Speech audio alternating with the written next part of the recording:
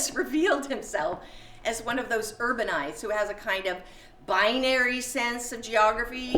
You know, the city, little black dresses, the country, coonskin caps.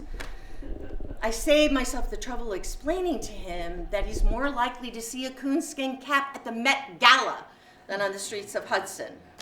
But does he really think I'm buying his act? I mean, I know I'm acting like I do, and I'm good at that because it's what I do for a living, but I feel like an enabler. I mean, this guy doesn't need a date. He needs an intervention. I was in the middle of not saying that, but I was in the middle of something, a sentence, when he says, "I'm going to go home now." I thought of that Tennessee Williams line, "Sometimes there is God so quickly." So we're at the subway, the moment of parting, and I'm waiting, and it happened again. Again, the attack of the incoming kiss. Boom! What the fuck? Horseman was the first stranger I kissed in 20 years. Hipster was the second. Both slam kisses. Like, okay, Kate, maybe that's how people kiss now. I mean, styles change, right? The last time I kissed anyone other than Ron, people had flip phones. And I must say, Ron set the bar very high. We'd find ourselves in the subway, two adults, 49 and 55, making out like a couple of teenagers. We were drunk on each other. Okay, Kate, where are you going with this? Nobody kisses like Ron, nobody kisses like your husband who's dead, so if you can't kiss him, you're not gonna kiss anybody? Oh God, this is how Miss Havisham got started. And so, in the name of I don't know what, survival, moving on, in the name of not just lying down on the road and giving up, I make one more swipe, read one more profile, make one more date.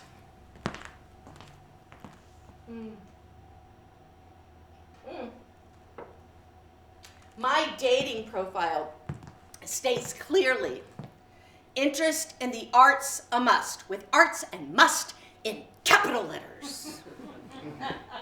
So far, no takers. I mean, it's as if I said, "Oh, please don't mention the arts or I will bleed from my eyeballs." Oh, at this point, I'd be happy just to meet someone named Art. So, when my scroll link landed on a photographer-sculptor, my heart leapt. I mean, it was like discovering Picasso on Bumble. I go to this guy's website, and his photographs are beautiful. I dare say artistic advertising. And they had a kind of a surreal quality. Like my life. This might be a match. Yeah. So, we met for coffee. And the first thing I noticed about him was that he had taken artistic license with his height. 5'7" his profile, but 5'5" when he showed up.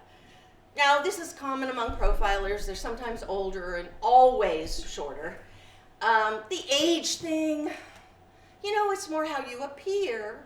So I can see how someone might, but you don't appear 5'7" when you're 5'5", especially to someone who's 5'6", who is me. And even if I didn't care, did you think I didn't notice? And by the way, I do care. Yep. I prefer it if the man is taller than I am. I mean, call it my limitation, but I never really believed that the coupling of Ava Gardner and Mickey Rooney. I mean, call it my limitation, but I grew up with that old joke, Mickey says to Ava, "I want to make love to you." And she says, "If you do, and I find out about it."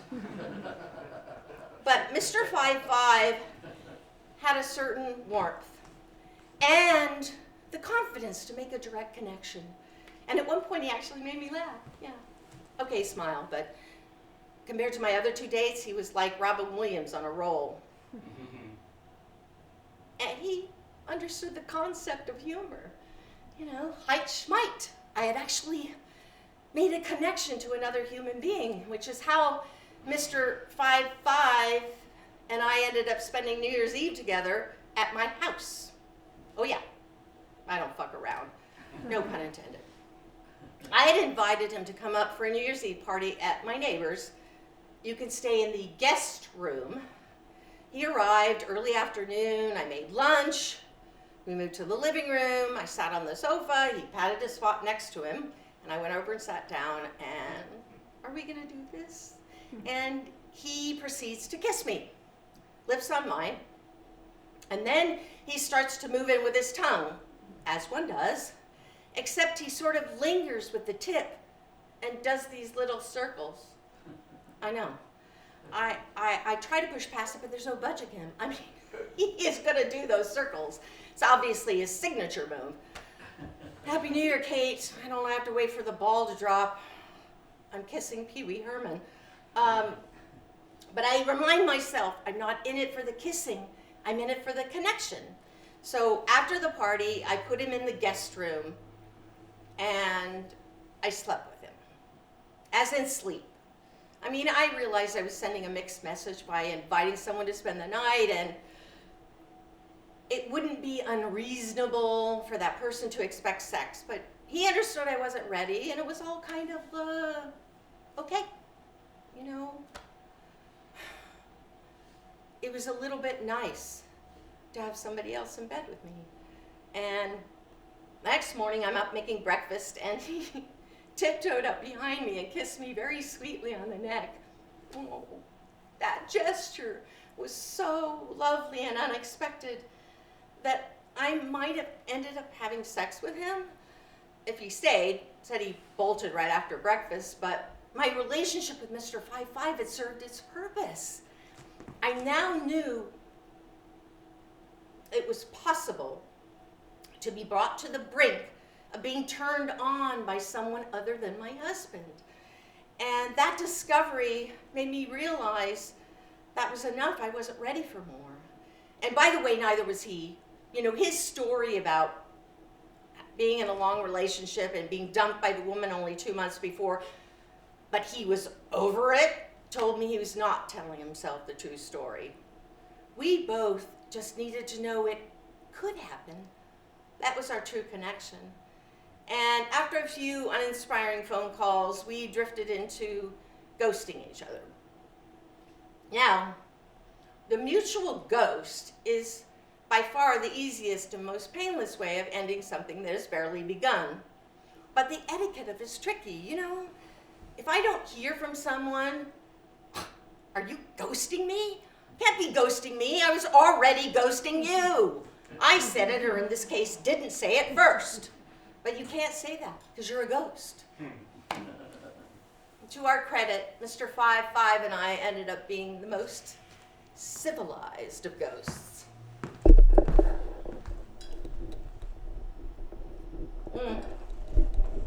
My next kiss also took place within the privacy of my home. I had met this gentleman online. Texting led to live chatting, as it does when the situation shows promise. He was from North Carolina, which is not promising. And in a baffling lack of judgment, I found myself accepting his offer to fly to Albany, where I would pick him up at the airport and he would come to my house for an overnight visit. Again, in the guest room. Did his willingness to travel over 500 miles for a blind date put up any red flags? Oh, no, not for Madcap Kate. Oh, yeah. She likes the fresh, cool wind in her hair, life without care. What happened was, on the phone, we had gotten carried away with travel excitement. Where we had been, where we wanted to go.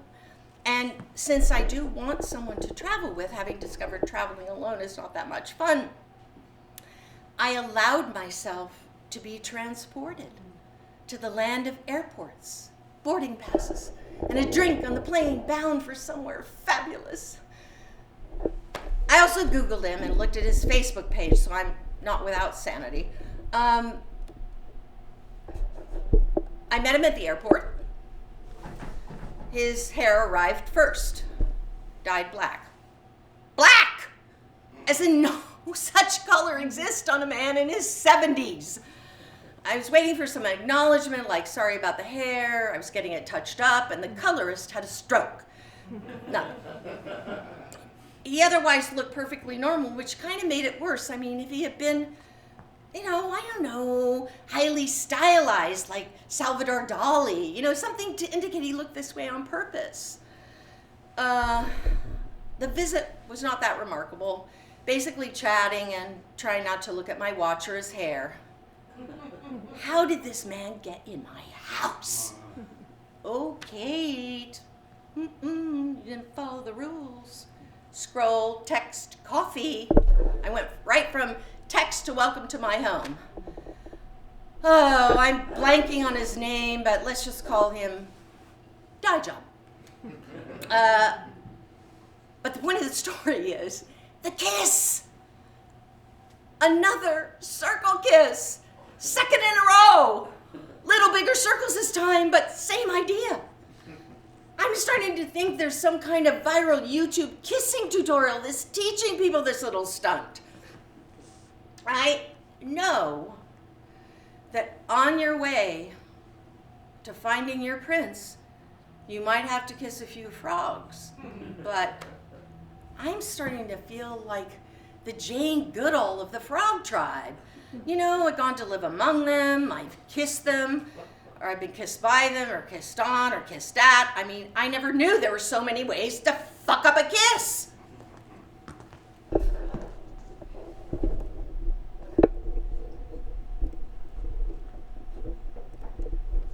Drinks at Bar Central.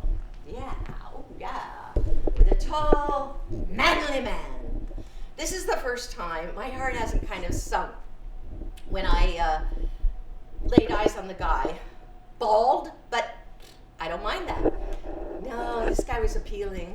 Great nose, big substantial hood ornament of a nose. Think George C. Scott. I love noses. He has something to do with documentary films. Does he make them, distribute them? Very unforthcoming. A welcome respite from my frogs who talk only about themselves. So leaving the restaurant, we're standing on 8th Avenue, and suddenly I'm in a blur of kissing. No bam heart on the mouth, ambush, no little circles, just the real thing. And then kissing in the cab.